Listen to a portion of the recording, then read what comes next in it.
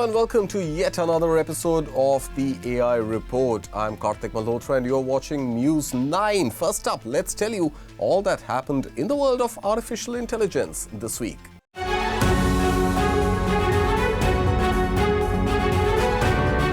Meta Platforms is in talks with Google to spend billions of dollars on the company's chips for use in its data centers starting from 2027. That's according to the information.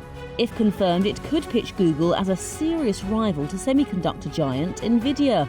The report said talks also involve Meta renting chips from Google Cloud as early as next year.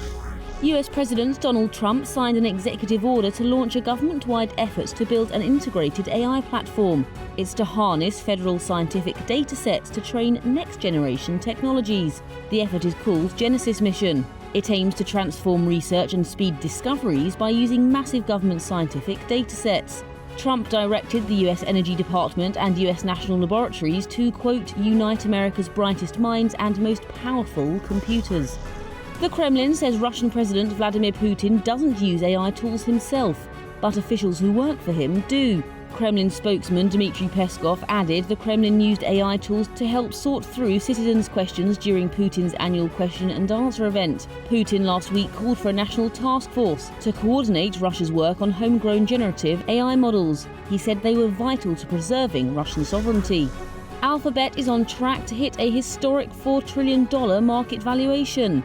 It's been powered by an impressive year-long rally fueled by the Google parent's sharpened focus on AI tools. The firm joins an elite club of big tech companies racing to dominate the booming technology as AI continues to attract Wall Street this year. Leo, the first US Pope, discussed AI with 15,000 of the country's youth via a video call. It came during a live transmission from the Vatican to a National Catholic Youth Conference in Indiana. Leo told the young viewers AI is, quote, becoming one of the defining features of our time, but he cautioned it must be used responsibly. In your education, make the most of this time.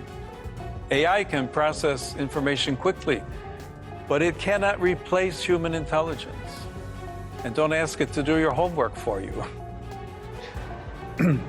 It cannot offer real wisdom.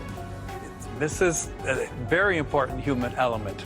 AI will not judge between what is truly right and wrong.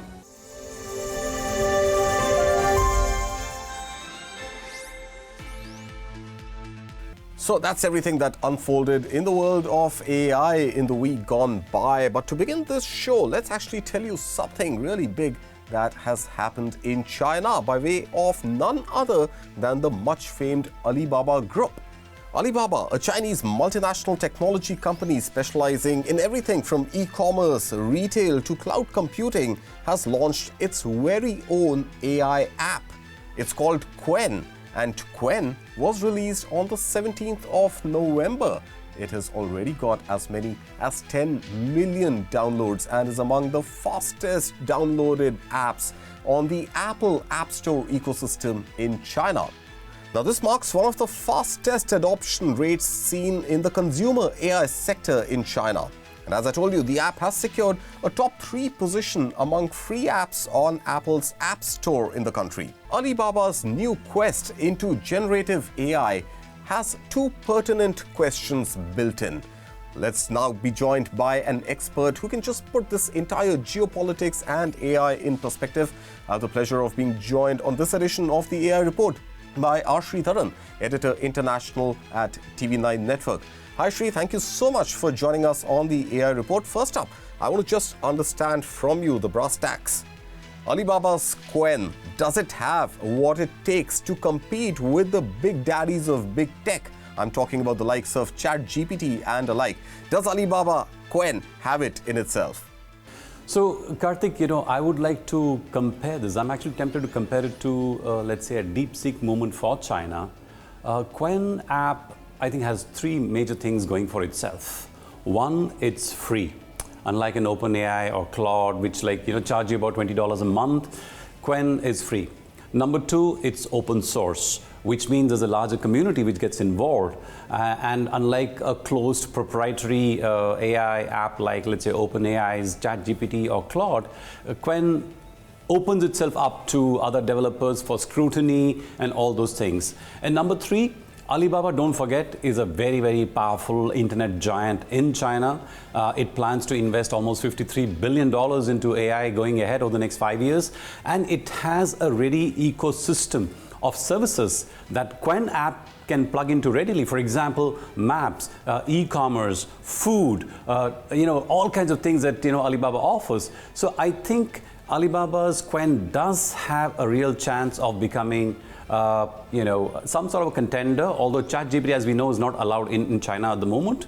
But I would imagine that there would be some concerns that continue to cloud Qwen just because it comes from China. But I think that's one of the reasons why Alibaba decided to go open source, so that the codes and everything is open to scrutiny. All right, the fact that it is an open source tool, it does tell us that perhaps in time it could emerge as a challenger. Now talk to us about the geoeconomics and the geopolitics of all of this playing out. Do you think in time that pressure on NVIDIA to not send those high-end Blackwell chips to China, is that likely to be eased? Well, there is a tremendous pressure from NVIDIA itself on the US administration to allow it to sell some of the higher-end chips. So there are two ways to look at it, Karthik. One is what happens to China if, let's say, US keeps the chokehold on all these super performer chips which are needed for training AI models. I think what will happen eventually is that if you don't give American chips to China, China will build its own. We already know that Huawei, for example, has an Essence series which AI companies in China are using as a replacement for that. There is already a talk of allowing the H200. Right now, NVIDIA is allowed to sell H20s to China. But H200s are multi-times faster. They're the ones that AI companies use to train their large language models. So there is a lot of pressure, but I think the decision rests with the president, President Donald Trump, and ultimately the risk that if US throttles access to these high-end chips, will China actually go ahead and build its own, thereby killing American supremacy in technology, in a very critical technology which is set to dominate the technology world, I think, for the next 10, 15, 20 years. I would imagine some sort of a compromise would be reached. I think China may even end up getting the H200s, but I think it's a call which only the US president will take. But the bottom line is, if the US were to deny China these high-end chips, China would probably invest tons of billions of dollars in building its own chips, and therefore at some point may not even need the American chips. So that's the real danger for US, Karthik.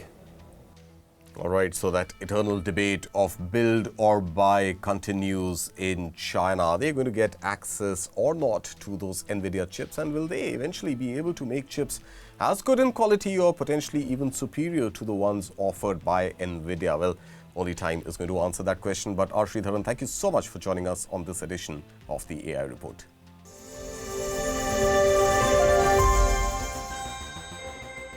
All right, and from there, let's pivot now to another story that made headlines this week. And this reflects what some people refer to as the potential dark side of artificial intelligence. And this story is very centric to India and the quick commerce platforms that Indians are hopping on to. And the story comes right from Swiggy Instamart. And something very fascinating really happened in the world of artificial intelligence when one user of Swiggy Instamart decided to order a tray of eggs. The tray of eggs was received by the user with one egg in that tray coming cracked. Now, the user could have potentially just applied for a refund and got his money anyway, but there seemed to be a little bit of AI play that the user wanted to potentially test. And that test case happened by the user switching to Nano Banana. There was a simple command that he had put in, and the prompt just said, apply more cracks. Now, within seconds, Nano Banana, the AI tool, changed the image to show more than 20 cracked eggs that looked completely real. The support team at Instamart saw the photograph, believed it to be true, and issued a full refund without hesitation. Now, this incident has made many people think about how easy it has become to fool refund systems that still work on trust-based image proof. If more and more people started doing this, companies offering fast deliveries may end up facing huge losses.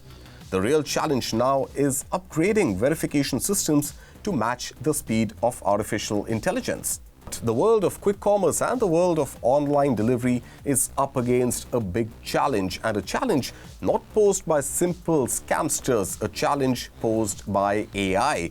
And it seems there are going to be AI-driven solutions that companies across the delivery spectrum will have to implement, where AI bots are able to test whether or not an image uploaded on their platform is indeed AI generated. So that was just one cynical use case of artificial intelligence this week using a technology called Gemini Banana.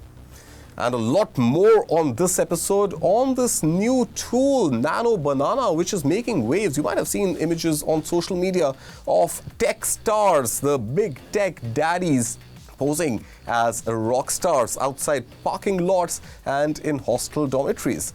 That is the story that we will bring you on the other side. Just how real is artificial intelligence, especially the new tool, Nano Banana 3.